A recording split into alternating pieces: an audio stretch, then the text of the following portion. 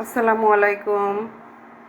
আমি আজকে ডিম দিয়ে ছোলার ডাল ভুনা করব। ডিমটা একটু ফ্রাই করে নেব, সেজন্য সামান্য লবণ,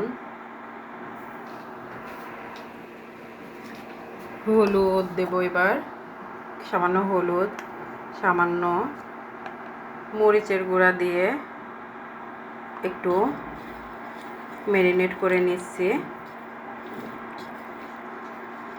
এই ডিমটা আমার ফুলে গিয়েছিল, সেজন্য আমি টুথপিক দিয়ে এর ভিতরটা আটকে দিয়েছি।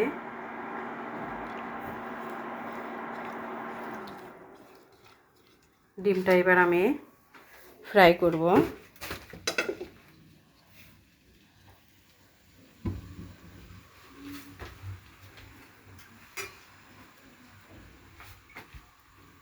একটু তেল দিয়ে দিয়েছি।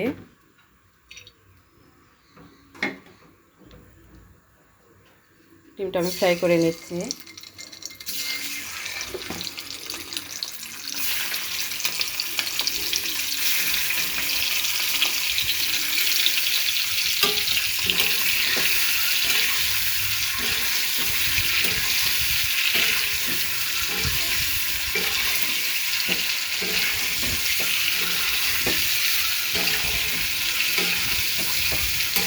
বেশি সময় ধরে করব না ফ্রাইটা, হালকা ফ্রাই করে নেব, যেহেতু এটা ছোলার ডাউলের সঙ্গে আর একটু সিদ্ধ হবে।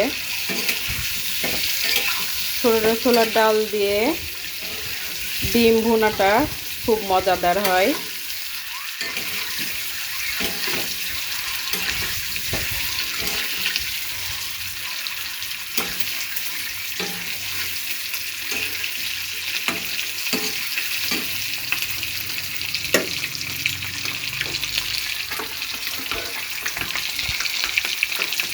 হয়ে গেছে আমার ডিমটা ফ্রাই করে, আমি উঠিয়ে নিচ্ছি।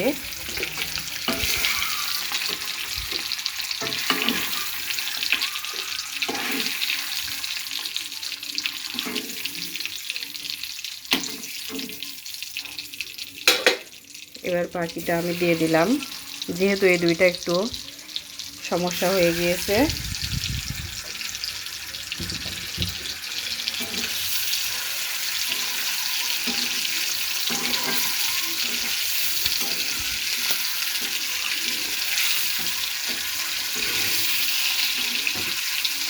আসলে সে থাকতে চাচ্ছে, এটা খুলে খুলে যাচ্ছে, যার যাবা সে যাবেই, আমার কিছু করার নাই।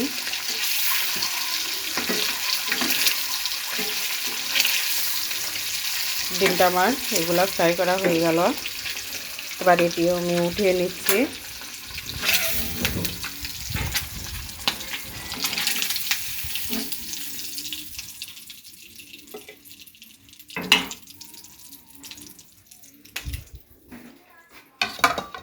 এবার আমি প্যানে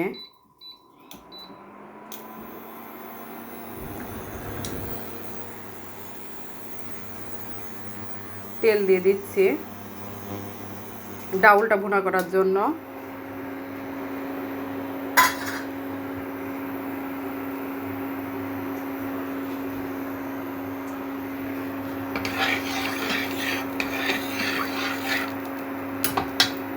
এখানে আমার পেঁয়াজ, রসুন এবং আদা বাটা আছে, সেটা আমি দিয়ে দিচ্ছি তেলের উপরে।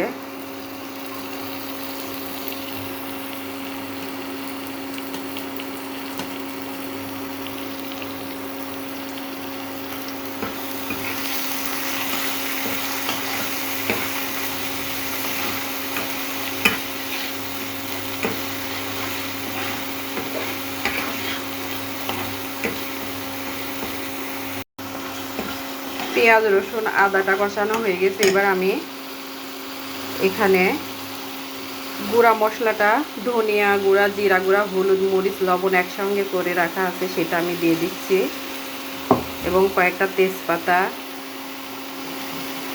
দারচিনি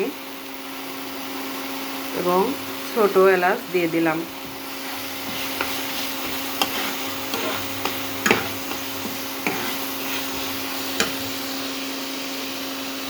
মশলাটা যদি না পুড়ে সেজন্য একটু পানি দিয়ে দিচ্ছি।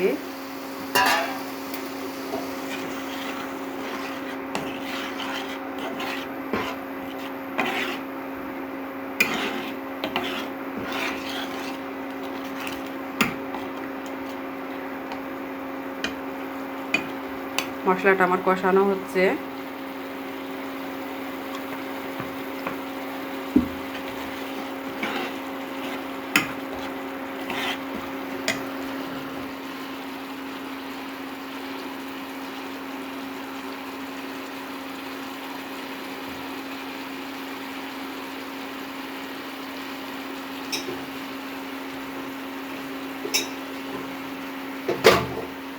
কষানোটা মশলা আমার হয়ে গেছে। এবার আমি আমার প্রেসার কুকারে সিদ্ধ করে রাখা ছোলার ডাউলটা আমি দিয়ে দিলাম।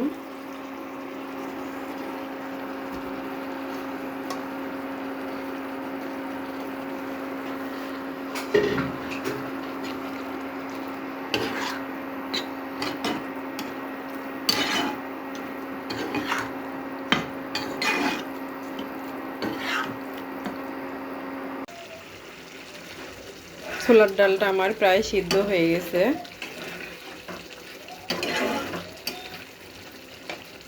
মাখা মাখা হয়ে আসছে। এবার আমি এর ভিতরে আমার ফ্রাই করে রাখা ডিমগুলো দিয়ে দিচ্ছি।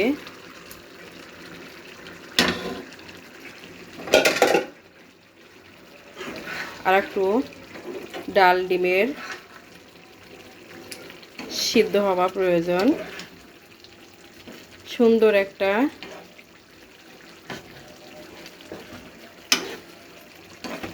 কালার আসছে।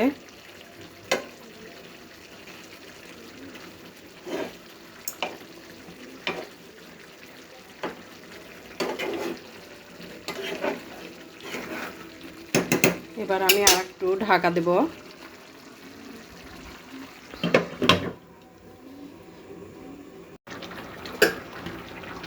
ডাল আর ডিমের ভুনাটা হয়ে গেছে।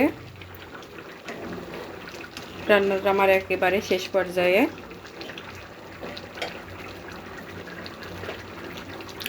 একেবারে পারফেক্ট রান্না হয়ে গেছে আমার। লবণ ঝাল স্বাদ অতুলনীয় হয়ে গেল আমার ডিম এবং ছোলার ডালের সুন্দর ভুনা। আমার রান্নাটা যদি আপনাদের ভালো লাগে অবশ্যই লাইক কমেন্টস শেয়ার এবং সাবস্ক্রাইব করে দেবেন। সবাইকে অসংখ্য ধন্যবাদ। আসসালামু আলাইকুম।